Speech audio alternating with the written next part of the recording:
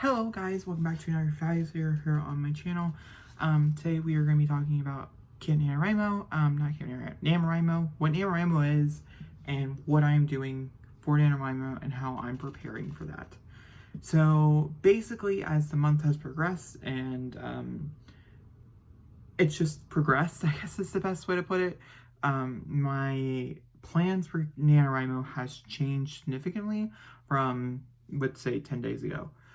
Because of the fact that I was supposed to do my book on the 10th, that was 8 days ago, I didn't get done on one planned to send out to my alpha readers. Now I have a feeling they're probably going to get it towards the end of the month. So the 25th, 26th, something under those lines, like Thursday or Friday of this week. So maybe a little bit earlier than that, maybe the 23rd, the 23rd, hopefully at the latest of it. And so I was like, okay, that means they have until November 23rd to work on this project. They have until November 23rd to read it and do all this other fun stuff. And so I needed a project to do for Nanowrimo that wasn't Broken Boys related because I can't work on it. I can't physically touch it. I can't physically look at it. I can't physically, I can hold it, but I can't do anything else. So I guess I could probably physically touch it, in that sensitive way.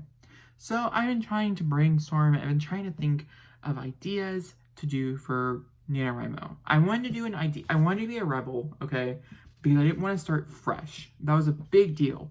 I've always, I like going in with new ideas, new plans, and planning out for 11 or 12 days, and then it fails.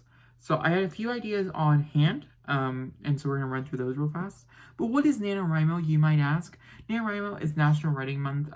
It takes place in November. It's from November 1st to November 30th, and you have 30 days to write 50,000 words. That's 1,667 words per day if you want to reach the goal. Some people's goals are higher, some people's goals are lower. It's up to you, NaNoWriMo is the only one that's really strict with that goal, though. So, if you're participating in NaNoWriMo, most people really do strive to hit that 50K, but everybody's life's different, so you do you. Do what's best for you. Very important.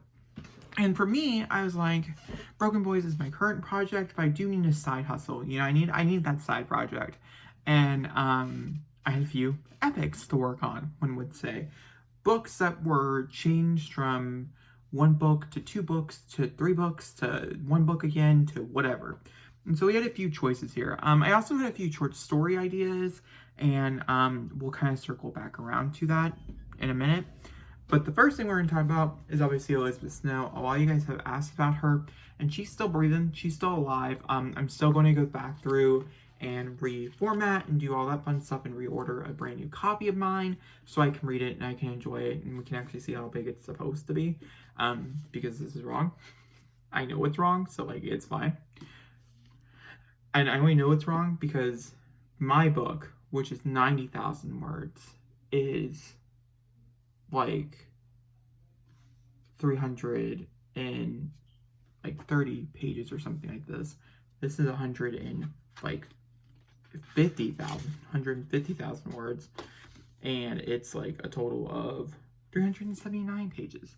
So yeah, I can also understand why they did it this way, how they conform, how Scribner decided to do it. But I didn't know I was doing it at the time. Now I do know what I'm doing, so it's a little different. I wouldn't mind ordering a new copy of the novel anyways. Hopefully through Barnes & Noble Press, so I can get a shiny book. Barnes & Noble Press is a whole other conversation for a different day. Either way, not important to the conversation at hand. I'm tired. Did I mention that? No? Okay, well I am now. So, Elizabeth Snow, this was a 3-book epic that got turned into a 1 story because most of my trilogies are just broken up into 3 acts and they work better as a 1 trilogy, 1 book instead. I've learned this in the future. I'm really bad at series, but I'm really bad at ending things. I really make them really long. So, just more information about Jacob and his writing. And this story would deal with a lot of cutting, a lot of working around the edges, a lot of rewriting, in general, a lot of rewriting, and a lot more falling into the details and making a series Bible for a single book. So I guess a single book Bible, because there's so many characters, there's so much lore, there's so much, politics, and there's so much religion and there's like, gods and all this other stuff, which is hard to explain if you guys know the premise of the book. And so it would take a lot of prepping time. And so like that would be like November. My November would be to prep to start on a third draft for Elizabeth Snow. Because the first draft, the first section here, which would take out the most, is in its fourth draft, which just hurts my soul. And then the second draft is in the second book in here. The second section is in its second or third draft, and the final section here is in its first draft. So they're all in different stages, and so that's also very fun. It's a different way to work on it. But either way, so that was an option. That was like an epic. I was like, I could pick it up. I could do it. I could do it. I could do it now. No, I'm not doing it. So don't worry about it. It's not happening. And then we also have poetry. Some of you guys have asked about Poetry Diaries 2. Is that ever coming? And that type of thing. Poetry Diaries is a video on my channel. You guys can go find where I wrote a poetry book in less than a month, trying to work through my shit. And I do believe we're going to start writing poetry every day, once a day. I'm also planning on making a short story every day. So who knows which one will win. I'm going to try both in November because I think it could be really, really fun. And the project I'm working on is a whole bit of a mess. So let's talk about it. All right. So the main course of the deal here is Church of Samuel. Church of Samuel was a novel that I wrote from, what was it? February to August of last year. Yes, that does sound right in my head. And it's about a boy who gets caught having sex with a dude. His parents are extremely religious, and they send him off to a Catholic boarding school that is meant for conversion therapy. He gets there, and some real sinister shit happens.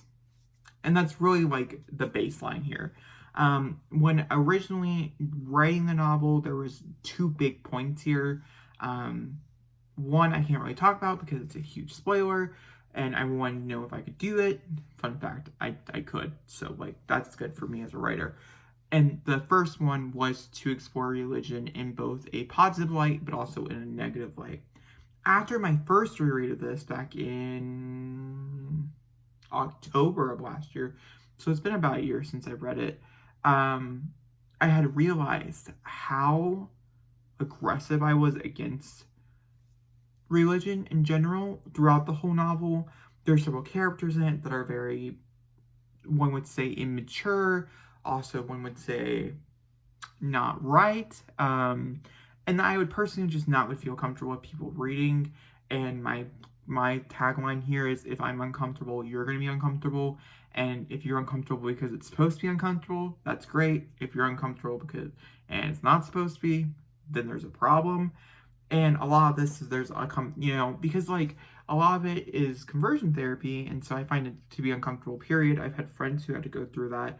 I never did, but I know people who did. And so it's a very uncomfortable conversation to have it all. And then to throw it into such a horror, this is definitely a horror novel setting, is very interesting. And it definitely, I think they're obviously they're together. I think conversion therapy is disgusting and disturbing. And so putting it against horror makes sense. But I just didn't do it the right way. I had a lot of anger and aggression when I wrote the book, which you can see in page. Also, I'm someone who is asked, do you want to go 10 steps over the line? And I will. So a lot of it is overly descriptive when it really doesn't need to be. You don't need to describe every death in a way, in such graphic terms, Jacob. You know what I mean? You do. Just be honest with yourself. And so a lot of it needs to be changed, right? Well, this was book 1 of 3. And after rereading it, I shelved it because I found it to be problematic. In so many different ways, so many different ways. And so I was like, this is getting shelved. I'm not embarrassed that I wrote it, because obviously I needed to write it at that moment in time. It was a story that had to come out, but I'm not really happy with the final product, and that's just that. So we fast forward to, I don't know, I think it was June or July of this year, And I started to come back to the idea of Church of Samuel. A lot of people who had an interest in the book when I was talking about the book. People who have read it in my life who have been interested have all said, okay, if you don't think it's going to be traditionally published, maybe you could try to self-publish it, because it is a story that they really did enjoy, and as long as I take out some beats or tone down some stuff, it should be pretty okay for the majority of audiences. Also try to find a level-handed here with religion, because type of thing. So I was like, okay, I'll figure it out. And so now, now we get into some of the more nittier grittier parts of the story where we're changing it. It's going to be turned into an epic. Epics, I like to say, are like 600 to 1200 pages. That's what I count as an epic. Elizabeth Snow will be somewhere around there, is my assumption. So great for Jacob. Just because of how long it is and stuff. But that's a different conversation for a different day. It also depends on how I edit it and how I break it up and stuff. I'm quite excited to work on that. It'll probably be a project that I pick up relatively soon. But with Church of Samuel, I decided that it was going to be the 3 books meshed together into one. And so, yeah, I kind of want to take you guys through that process, how I came to be, without giving any like spoilers. So book 1 follows a main character who ends up doing something to act something out, to make something. Sure. It's a non-spoiler way to say it. Book 2, which was the second book in this thing, was also the same. It was similar to the same story, as they both had the same ending, without spoilers. And book 3 were those 2 stories colliding. Now, when you start to think about it that way, you're like, obviously it's a 1-book thing. Yeah, duh. But, Jacob took some time to get there. And so it's going to be between, I would say, probably 120 and 140,000 words for the first draft, depending on how long it is and stuff. Because it's 3 books broken up into 9 parts over the course of the novel. And I don't even think that's right anymore, because I had a hard time. So these are like my thoughts when trying to figure out what this will be. How do I build this? I need to know the whole story before I start writing it. So Nanowrimo could be outlining. Nanowrimo could be getting details. A lot of this stuff is research. It's not just like for instance, Elizabeth Snow, there are some things in here that are based on reality, but a lot of this is made up. It's a straight up science fiction dystopian novel. Whereas Broken Boys, there is brought down research into real life things, but the world that it's built around is fake. Church of Samuel, the world that it's built around is more real than either of those worlds, but the ideas and the things that we're describing and the things that we're talking about are very real to a lot of people. And so it's a much more arcing thing. It's a much more not arcing. The subject matters and the triggers and the subject matters. The things that we're discussing. We're looking at religion in 2 ways, from the good and the bad. We're also looking at sexual orientation. We're looking at affairs. We're looking at marriages and how those can end. We're looking at suicide. We're looking at murder. How are all these things connected? That's a good question. I know, but you don't. We're looking at miracles, and we're looking at things that would never be counted as a miracle. That are curses, and they're simultaneously working against one another. And that's what I think what makes the book so great, and what would make the book so great. And so the way I decided this is that you have good, you have evil. I've talked about before how one side of Church of Samuel would have been evil, and the other side would be the other character, and you could flip them.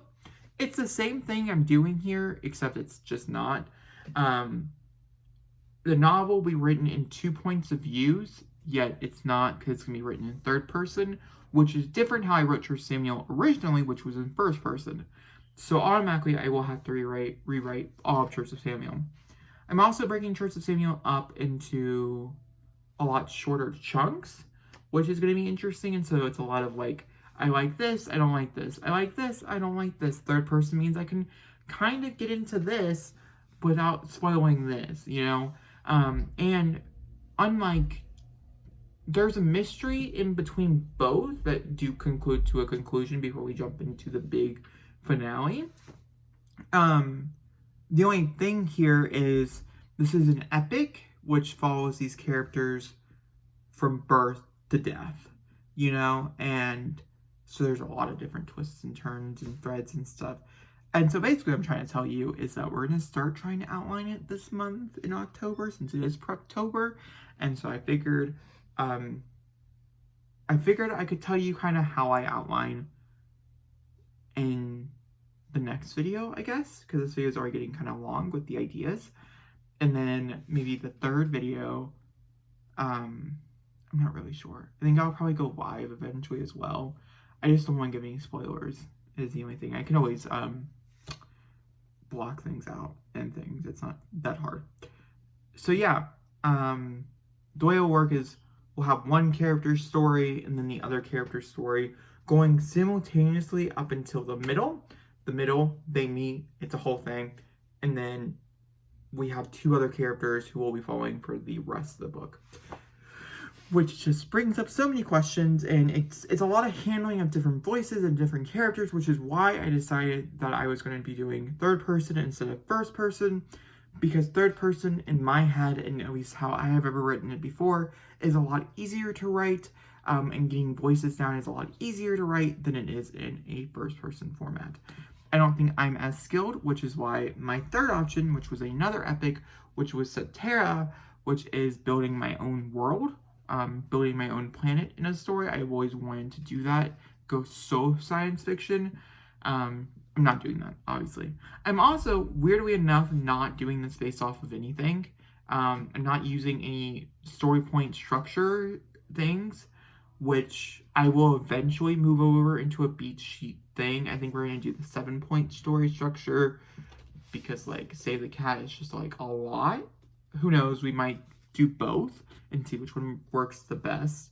That way I have every beat hit, but I don't even know every conclusion. You know what I mean? I don't even know what the point of the book is. I mean, I do, but I don't. It's such an interesting time, I tell you. But guys, if you guys enjoyed this video, please give it a thumbs up. Don't forget to comment down below. Hit subscribe and I'll see you next time for another beautiful video. Thank you for watching, and goodbye, my beautiful, lovely friends. I do have a feeling part 2 will come out this week. We'll have probably 2 writing videos. If not the writing vlog for the second draft. Should be making its debut either on Friday or Monday. The latest is Monday of next week. I don't know when this is going up. So, probably on Monday, probably tomorrow. And then we'll have other videos. Okay, I'll talk to you guys soon.